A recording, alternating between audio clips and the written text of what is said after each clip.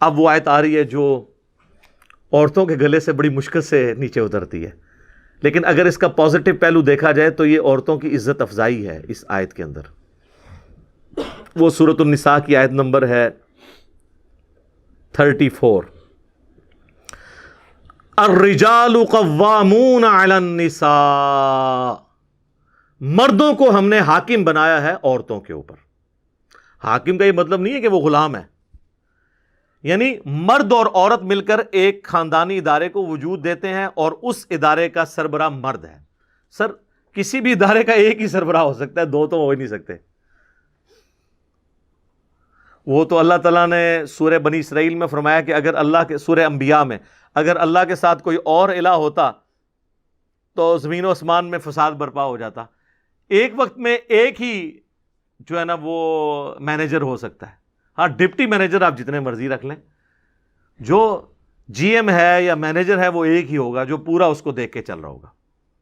اس اعتبار سے مرد عورتوں پر حاکم ہے، ہیومن ڈگنیٹی میں دونوں برابر ہیں، بلکہ اسلام میں تو بعض اوقات ہیومن ڈگنیٹی میں عورتیں آگے بڑھ جاتی ہیں۔ صحیح بخاری اور مسلم دونوں میں حدیث ہے، ایک شخص نے عرض کیا اللہ کے محبوب صلی اللہ علیہ وآلہ وسلم، مجھ پہ سب سے زیادہ حق اس دنیا میں میرے قریبی رشتہ داروں میں سے کس کا ہے؟ فرمایا تیری ماں کا۔ دوسری بار پوچھا، فرمایا تیری ماں۔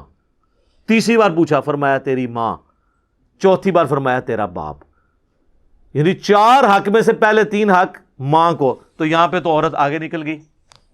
پھر سنن نسائی میں حدیث ہے، جنت تیری ماں کے قدموں کے پاس ہے، یعنی یہ نہیں ہے کہ وہ فزیکلی وہاں پہ، مراد ان کی خدمت سے۔ تو اب اس پہ باپ رونا شروع کر دے کہ جی عورت آگے نکل گئی، نہیں، ہیومن ڈگنیٹی میں برابر ہے۔ بعض جگہ پہ مرد کو اللہ تعالیٰ نے کسی معاملے میں اوپر کیا ہے اور کسی جگہ پہ عورتوں کو۔ خیر یہ ایک ڈیٹیل ٹاپک ہے، میری یوٹیوب پہ ایک ویڈیو ہے، تمام شادی شدہ اور غیر شادی شدہ لوگ وہ ویڈیو ضرور دیکھیں، وومنس رائٹس ان اسلام، انگلش میں لکھیں گے نا آپ، یا عورتوں کے حقوق، تو اس میں ایک اسلامی بہن کا سوال آیا تھا، اس کے جواب میں نے گفتگو کی تھی، ساری احادیث اس حوالے سے، قرآن کی آیات ڈسکس کی تھی۔ اس کی وجہ سے کافی مرد مجھ سے ناراض ہیں کہ ایک مردوں کے حقوق پہ بھی کوئی ویڈیو ریکارڈ کروائیں۔ تو چلیں یہ آج ہو گئی نا کہ مردوں کو اللہ نے عورتوں پر حاکم بنایا ہے، لیکن حاکم کا مطلب ہے کہ ان کی خالی پریویلیجز نہیں ہیں، رسپانسبلٹیز ڈال دی ہیں۔ یہاں پہ کوئی حاکم بنتا ہے وہ سمجھتا ہے کہ میں اب یہ سارے میرے غلام ہیں۔ حاکم کا تو مطلب ہے وہ پھنس گیا۔ امریکہ میں آپ دیکھ لیں وزراء کے لیے سیکٹری کا لفظ استعمال کرتے ہیں، وہ انہوں نے لفظ ہی ایسا ڈیوائز کیا کہ کسی دماغ میں خمار چڑھے ہی نہ، تو کسی کو چڑھتا بھی نہیں وہاں پہ، جوڈیشری بھی آزاد ہے۔ تو یہاں اللہ تعالیٰ فرما رہا ہے مرد عورتوں پر حاکم ہے، بما فضل اللہ بعضهم علی بعض، اس فضیلت کی وجہ سے جو اللہ ہی نے بلٹ ان بعض کو بعض پہ دی ہے، وبما انفقوا من اموالہم، اور بسبب اس کے کہ وہ اپنی عورتوں پہ مال بھی تو خرچ کرتے ہیں، یعنی عورتوں کی خدمت کرنے کی وجہ سے مردوں کا درجہ ہے۔ یہ بھی اسپیکٹ ہے نا سوچنے کا۔ مردوں کا درجہ یہ ہے کہ اپنی عورتوں کی خدمت کریں۔ یہاں تو ہمیں صرف بتایا جاتا ہے نا ماں باپ کی خدمت کریں، اور ماں باپ بتاتے ہیں کہ جی ہماری خدمت کرو، اور بیویاں کہتی ہیں ہماری خدمت کرو، ماں باپ کو چھوڑ دو۔ ہر کوئی اپنے اپنے حق کی بات کرتا ہے۔ تو اللہ تعالیٰ فرما رہا ہے کہ عورتوں پر چونکہ ان کے خامند خرچہ کرتے ہیں، اس وجہ سے بھی ان کو ان کے اوپر پرائورٹی حاصل ہے۔ جان کی امان پاؤں تو عرض کروں کہ آپ بھی تو اپنے علماء پہ خرچہ کرتے ہیں، لیکن حاکم وہ بنے ہوئے ہیں۔ ہونا تو چاہیے کہ وہ آپ ان کو اگر پوچھیں بھرے مجمع میں کہ سر یہ ایسے کیوں ہیں، تو وہ آپ کو جواب دے ہوں، نہ کہ یہ کہیں کہ آپ ذرا کمرے میں تشریف لیں۔ یہ تو نہیں ہونا چاہیے نا، تقریراں کر دو باہر، سوال پوچھو تو کہتے ہیں اندر۔ تو اللہ تعالیٰ فرما رہا ہے کہ چونکہ وہ خرچ کرتے ہیں تو یہ ایک اللہ تعالیٰ نے ان کو، اور اللہ نے فرمایا یہ ہم نے بعض کو بعض پہ فضیلت دی ہے، تو یہ اللہ کو کوئی چیلنج نہیں کر سکتا، یہ مورل لاز اللہ کے بنائے ہوئے ہیں۔ اور ان انٹینشنلی پوری دنیا ان قوانین کو مانتی ہے، چاہے جتنا مرضی ڈھنڈورا پیٹے۔ مثلا آج تک کبھی اولمپکس کی گیمز کے اندر آپ نے مردوں کی دوڑ عورتوں کے ساتھ دیکھی ہے؟ مردوں کی ہاکی کی ٹیم کا میچ عورتوں کی ہاکی کی ٹیم کے ساتھ دیکھا ہے؟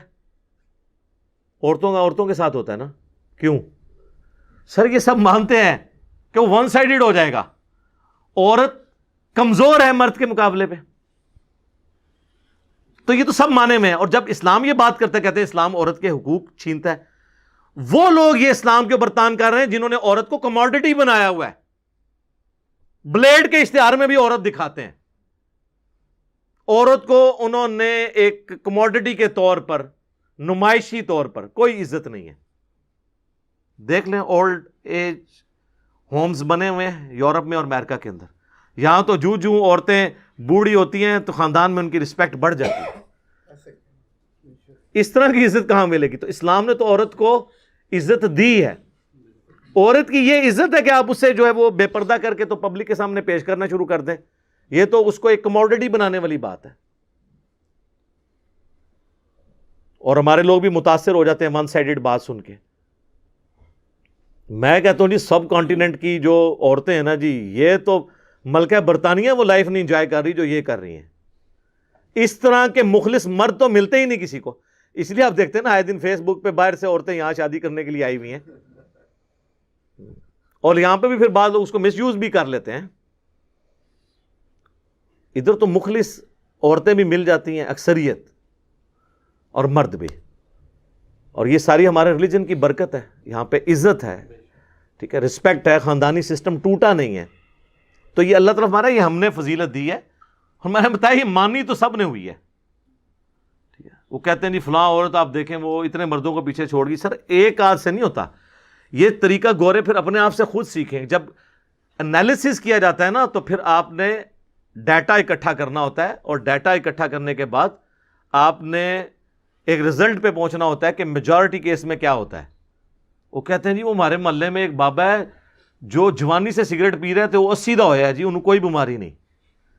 انج نہیں, 100 بابے 80 سال کے نکالیں جو بچپن سے سگریٹ پی رہے ہوں, تو آپ کو پتا چلے گا وہ ایک ہی 80 تک پہنچے, باقی سارے 60 سے پہلے ایکسپائر ہو گئے. ایک چیز کو دیکھ کے ڈیٹا نہیں بنتا کہ آپ ایک کو کنسیڈر کر کے. تو اس طرح آپ اگر کوئی بے نظیر بھٹو کی مثال دے کے تو یہ کہ پاکستان کی ساری عورتیں اتنی انٹیلیجنٹ ہوتی ہیں, نہیں. اوور آل عورت جو ہے وہ اپنے, قرآن میں تو یہاں تک ہے, اس کے اوپر بھی لوگ اعتراض کرتے ہیں. سورہ زخرف میں اللہ تعالیٰ نے فرمایا کہ یہ اللہ کے لیے بیٹیاں تجویز کرتے ہیں, جبکہ عورت کو تو اللہ نے ایسا بنایا کہ وہ جھگڑے کے وقت اپنی گفتگو بھی صحیح طریقے سے کنوے نہیں اگلے کو کر سکتی. وہ کہتے ہیں نہیں قرآن میں اتنی عورت کی توہین آئی ہوئی ہے. سر بے نظیر سے زیادہ کانفیڈنٹ لیڈی میں نے نہیں دیکھی. مجھے کئی سینئر آرمی کے آفیسرز نے بتایا کہ باقی پرائم منسٹرز کا تو ہمیں نہیں پتا, لیکن جب بے نظیر پرائم منسٹر تھی نا تو ہم پوری اپنی وہ پریزنٹیشن تیار کر کے آتے تھے, اور اس کی اتنی یاداشت تھی کہ وہ جب پریزنٹیشن دیکھتی تھی نا تو کہتی تھی 3 سلائڈ پیچھے جاؤ, فلاں جگہ یہ کامہ غلط ڈالا ہوا ہے, یہاں پہ اسپیلنگ غلط ہے, اس کا اس کے ساتھ ربط نہیں بن رہا. اور کہتے ہیں باقی وزیر اعظم کا یہ حال تھا کہ وہ شربت پی کے اور چائے پی کے اٹھ کے چلے جاتے تھے, ان کو پتہ بھی نہیں چلتا تھا. لیکن اسی بے نظیر کو میں نے جیو کے پروگرام جواب دے کے اندر دیکھا ہے کہ جب اس سے اس کے بھائی کے قتل کے بارے میں پوچھا گیا تو وہ اپنے جذبات پہ قابو نہیں رکھ سکی, وہ اپنا مائک اتار کے اٹھ کے چلی گئی. اسے بولا ہی نہیں جا رہا تھا کہ آپ پرائم منسٹر تھی اور آپ کے دور کے اندر آپ کے بھائی کا قتل ہو گیا, تو اسے اپنے جذبات پہ قابو نہیں رہا, حالانکہ اتنی کانفیڈنٹ لیڈی. تو اوور آل عورت کو اللہ نے کمزور بنایا ہے, رقیق القلب بنایا ہے. آپ دیکھیں عورتوں کو رونا جلدی آتا ہے بچوں کی طرح ایز کمپیئر ٹو مرد. کہتے ہیں مرد کو درد نہیں ہوتا, لیکن ہوتا ہے درد مرد کو بھی. ہاں لیکن اللہ نے اسے مضبوط اعصاب والا بنایا, اور یہی وجہ ہے کہ کبھی کوئی پیغمبر نہیں عورت بنائی اللہ نے, کیونکہ پبلکلی جا کے دعوت کا کام کرنا ہوتا ہے, دماغ پہ سٹرین لینا ہوتا ہے, تو عورتیں اس طرح کا سٹرین نہیں لے سکتی.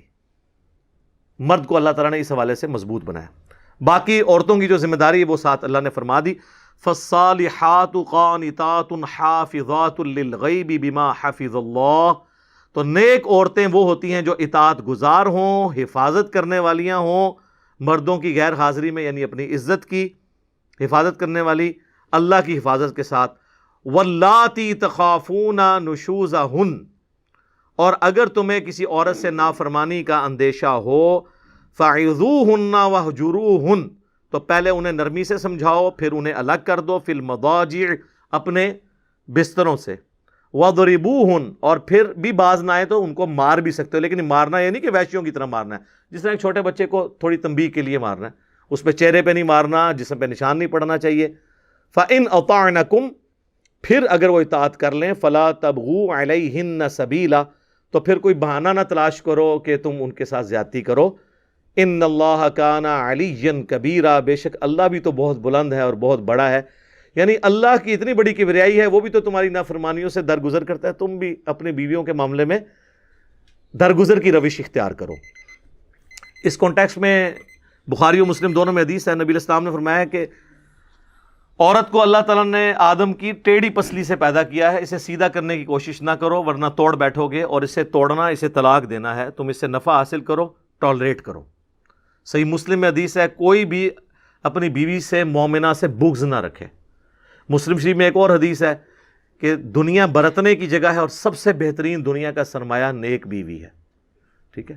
صحیح مسلم میں حدیث ہے، ہر تسبیح صدقہ ہے، سبحان اللہ، ہر تحمید صدقہ ہے، یعنی الحمدللہ، ہر تحلیل صدقہ ہے، یعنی لا الہ الا اللہ، ہر تکبیر صدقہ ہے، اللہ اکبر کہنا، امر بالمعروف ونہی عن المنکر، لوگوں کو نیکی کا حکم دینا اور برائی سے روکنا اپنی اپنی ڈومین کے اندر، یہ بھی صدقہ ہے، اور تمہارا اپنے بیوی بچوں کے منہ میں لقمہ ڈالنا بھی صدقہ ہے، حتیٰ کہ تمہارا اپنی بیویوں کے ساتھ ازدواجی تعلق جو آپ سمجھ لیں خالصتاً جو ہے اینیمل انسٹنکٹ ہے، وہ بھی صدقہ ہے۔ صحابہ کو باقی چیزیں تو ہضم ہو گئی، انہوں نے کہا یہ بیویوں سے تعلق قائم کرنا بھی صدقہ ہے، اس پہ بھی ثواب ملے گا۔ تو آپ نے فرمایا اگر یہی چیز تم کسی ایسے طریقے سے پوری کرو جو تمہارے لیے حلال نہیں ہے تو کیا تمہیں گناہ ملے گا؟ صحابہ نے کہا ملے گا۔ تو آپ نے فرمایا پھر اس کے اوپر ثواب بھی ملے گا۔ یہ صحیح مسلم میں حدیث ہے، نیکی کا کانسیپٹ۔ یہ تو کئی حدیثیں مجھے فی البدی یاد ہیں، اب ٹائم مکمل ہو چکا ہے۔ وہ جو وومنز رائٹس ان اسلام جو میری ویڈیو ہے وہ آپ ضرور دیکھیں، میں نے ان سارے ایشوز کو اس میں ڈسکس کیا ہے، اور کافی ساری باتیں کرنے والی ہیں، لیکن اب ٹائم مکمل ہو چکا ہے۔ پھر انشاءاللہ تعالی زندگی رہی تو اگلی کلاس کے اندر آگے سے سٹارٹ کریں گے۔